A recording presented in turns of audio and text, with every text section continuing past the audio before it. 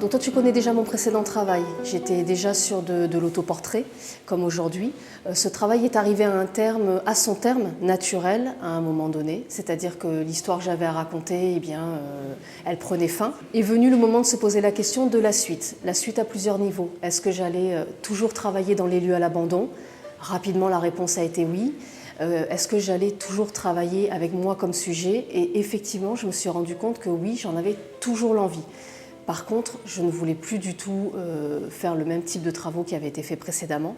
Je ne voulais pas le chapitre 2, vraiment partir dans quelque chose de totalement nouveau, totalement inédit. Rapidement, il y a eu des évidences. Le fait d'abandonner la robe blanche. Le fait moins évident de ne plus vouloir la couleur. J'avais très envie de noir et blanc sur les photos. Bon, le noir et blanc, c'est quelque chose qui m'a toujours plu quand j'ai commencé à faire de la photographie. Mais là, je savais que j'avais envie de ça. Ce qui était un parti pris un peu compliqué parce que les lieux où je vais sont foisonnants de couleurs. Je vais beaucoup en Italie faire mes photos, dans d'anciens palazzos qui sont pleins de fresques peintes, de tapisseries, de choses comme ça. En constatant vers quoi j'avais envie de me tourner, ça me paraissait étrange. Je me demandais, est-ce que tu vas vraiment réussir dans ces lieux à prendre des photos et sans garder les couleurs ? Et donc voilà, j'en étais à ce stade où plein de questionnements, mais quand même, voilà, il y avait le désir de rester dans l'autoportrait, le désir de rester dans les lieux à l'abandon, l'envie de noir et blanc, et rapidement derrière, comment créer ce renouveau ? Eh bien, de plein de façons possibles. Donc, les éléments que je viens de donner déjà, mais l'envie d'être sur des plans plus rapprochés. Sur ma précédente série, le décor était presque un personnage à part entière.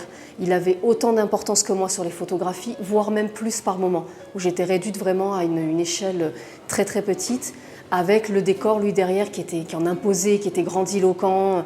Avec du recul, j'ai l'impression qu'il y avait une sorte de timidité présente dans le travail précédent. Je cachais systématiquement mon visage.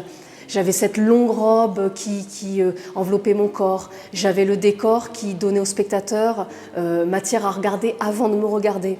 Et là, j'avais envie de basculer vers quelque chose de très, très différent.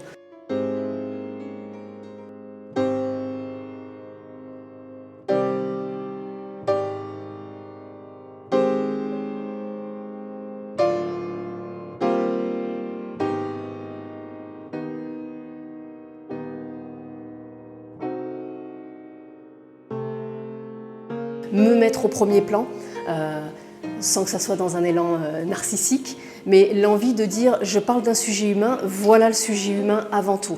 Et ensuite, il y aura un décor à regarder également. Alors, comme à chaque fois, voilà, dans mes récits photographiques, il y a une histoire en ligne de fond qui permet de lier toutes les images entre elles. On reste dans le domaine de l'amour, on reste dans le domaine du romantisme, on reste dans le domaine du drame. Pas de la même façon que la fois précédente, où on était beaucoup plus dans un domaine proche du deuil, de la mort. Le personnage était fantomatique. Là, le personnage, il est résolument vivant. Il est dans le présent et dans son moment présent, il raconte du passé, du présent et il anticipe aussi du futur. Donc l'histoire, c'est celle d'une femme qui est éperdument amoureuse, comme la dernière fois, mais là, elle anticipe une rupture. Pour l'anticiper, elle chorégraphie un immense baiser d'adieu, une immense danse de l'amour pour rappeler à son amant à la fois ce qu'ils sont en train de vivre, ce qu'ils ont vécu, ce qu'ils vont peut-être vivre, à la fois positif comme négatif. Voilà, les beaux souvenirs comme les moins bons, les fluctuations présentes qui sont de la joie comme celles qui sont de la douleur intense. Voilà, il y a tout ça qui se mélange.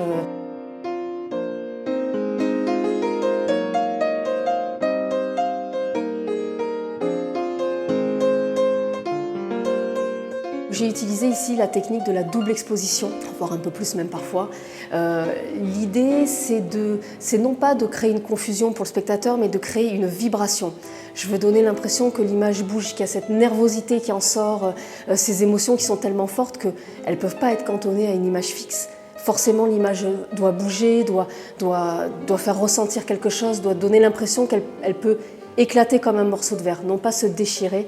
La dernière fois, on était plus dans une sensation de déchirure mélancolique. Là, c'est plus une sensation d'éclatement que je veux faire passer au spectateur.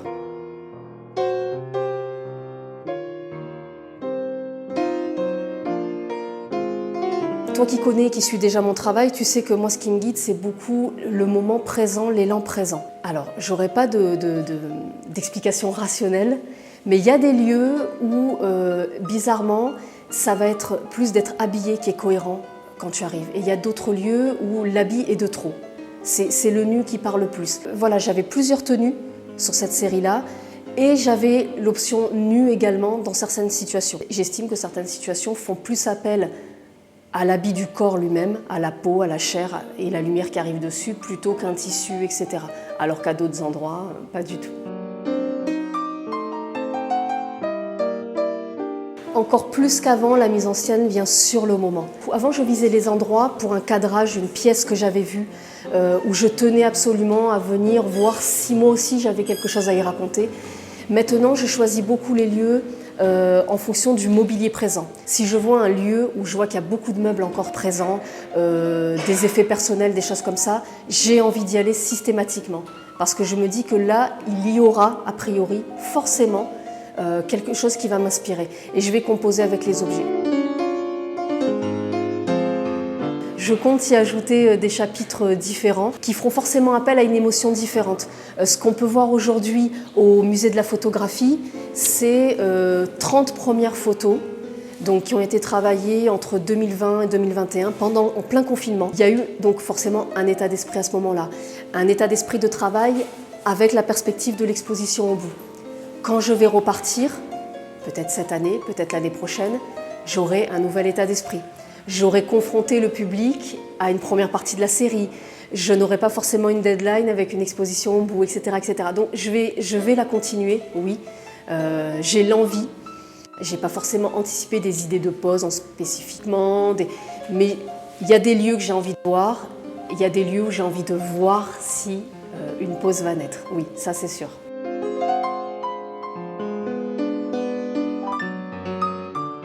Cette exposition, et quelle exposition, quel honneur d'exposer à la galerie du musée de la photo.